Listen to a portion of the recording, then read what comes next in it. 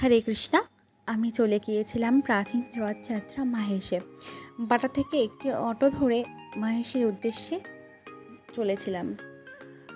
দু সাইডে সবুজে ঘেরা গাছের মাঝখান থেকে রাস্তাটি, ভীষণ স্নিগ্ধ পরিবেশ, শান্ত পরিবেশের মাঝখান থেকে আমরা চলেছিলাম।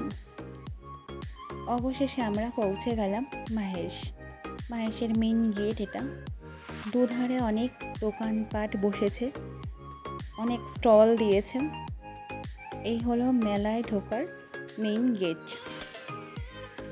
আমরা এখন মেলায় আসবো না, কিছুক্ষণ পরে আসবো। আমরা প্রথমে যাব মাসি বাড়িতে, কারণ আমরা রথ যখন শুরু হয়েছিল তার বেশ কিছুদিন পরে গিয়েছিলাম।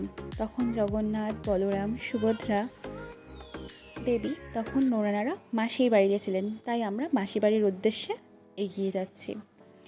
রাস্তার দু সাইডে অনেক স্টল, এই যে এখানে ফুল গাছ নিয়ে বসেছে।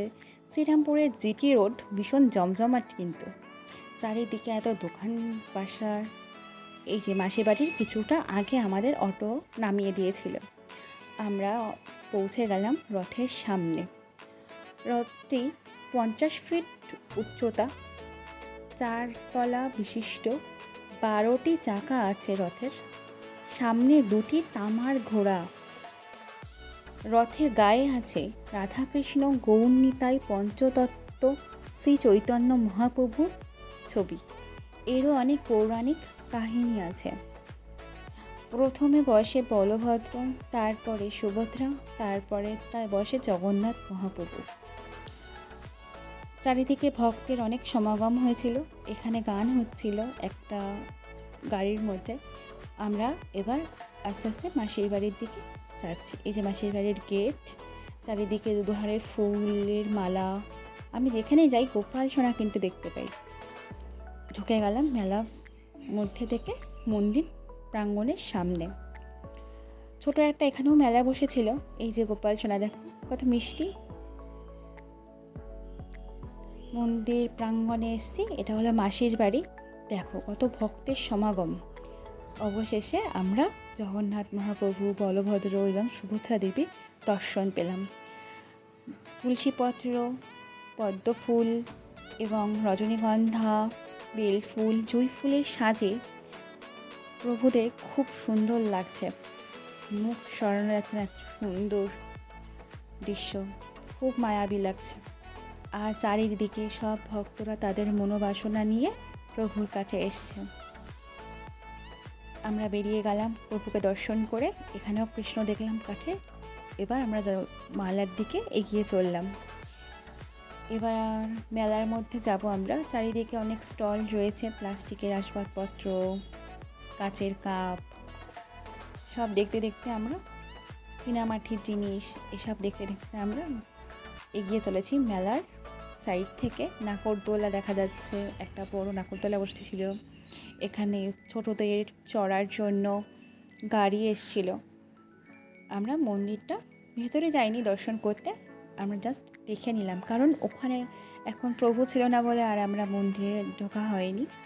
অন্য এক সময় যাব, তখন তোমাদের সাথে শেয়ার করবো আমি। এখন দেখুন মেলার দৃশ্যটা কত সুন্দর। প্লাস সন্ধে সন্ধে নামছে, 6টা বাজতে যাচ্ছে এই সময়। চাওয়ালা, চা প্রেমীদের জন্য। তারপর ঘুরতে ঘুরতে এখানে একটা ফায়ার পান দেখেছিলাম, তারপরে বেনারসি পান ছিল দেখে। তারপরে আমরা এগিয়ে চলেছি মেলার ভেতরে। এখানে একটি রেস্টুরেন্ট ছিল খাবার। আমি খুঁজছি এবার হলো মাটির গোপাল। অবশেষে মাটির গোপালের দোকানের সামনে পৌঁছে গেছি। কাকুটি একটু ভিড় ছিল বলে আমাকে দিচ্ছিল না গোপালটা, মানে এত লোক ছিল মাটির গোপালের ওখানে, তার জন্য উনি দিয়ে পারছিল না। আমি দাঁড়িয়েছিলাম তাও, যে হ্যাঁ আমি মাটির গোপাল দেখবো, হাতে নেব, তারপর আমি আসবো।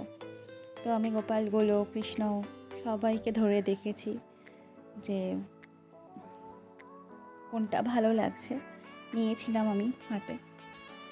খুব সুন্দর দোকানের মানে কালেকশানগুলো খুব সুন্দর ছিল। আমার কাছে একটা ওরকম গোপাল ছিল, যেটা আমার বাড়িতে আছে। এই যে এরকম গোপাল আমার একটা ছিল বাড়িতে। আবার দেখলাম যে কত সুন্দর মিষ্টি গোপালটা, হাতে নিয়ে দেখলাম ওকে। মায়াবী। এখানে একটা কৃষ্ণ ঠাকুরকে আমি নিয়েছিলাম হাতে, দেখো কত মিষ্টি দেখতে, খুবই সুন্দর দেখতে। আর মাটির জিনিস খুব ভালো লাগে। এই কৃষ্ণটা গোমাতার সাথে খুবই পছন্দ হয়েছিল, কিন্তু নেওয়া হয়ে ওঠেনি আমার। এই গোপালটাও খুব সুন্দর, ননি হাতে করে নিয়ে খাচ্ছে। আর এটা একটা কৃষ্ণ, দেখো পুরো অন্যরকম কালেকশানটা, খুব সুন্দর।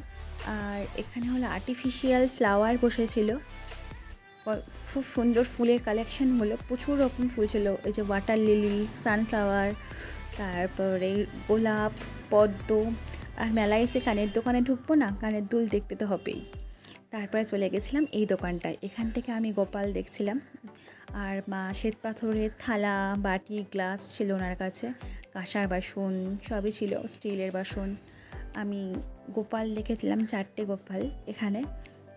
আর এই গোপালটাকে আমি নিয়েছি, আমার বাড়িতে নিয়ে এসেছি। 4টের মধ্যে থেকে এই গোপালটা আমার খুব পছন্দ হয়েছিল, তাই ওকে নিয়ে এসেছি আমার সাথে করে। ওর নাম মিষ্টু। সবাই বলো কীরকম হয়েছে। এই চায়ের কাপ, এখান থেকে 2টো প্লেট, বাটি নিয়েছিলাম আমি। তারপর বাড়ি ফিরে মিষ্টুকে বসিয়ে হাতে একটা লজেন্স দিয়েছিলাম, ভোগ লাগিয়েছিলাম পরের দিন। বলো তোমাদের কীরকম লাগছে আমার এই ব্লগটি, আর আমার মিষ্টু সোনাকে কীরকম লাগছে। আমি আবার নতুন কোনো একটা ভিডিও নিয়ে তোমাদের সামনে খুব শীঘ্রই আসবো। এইভাবে আমায় সাপোর্ট করো তোমরা, কীরকম লাগছে জানিও। হরে কৃষ্ণা।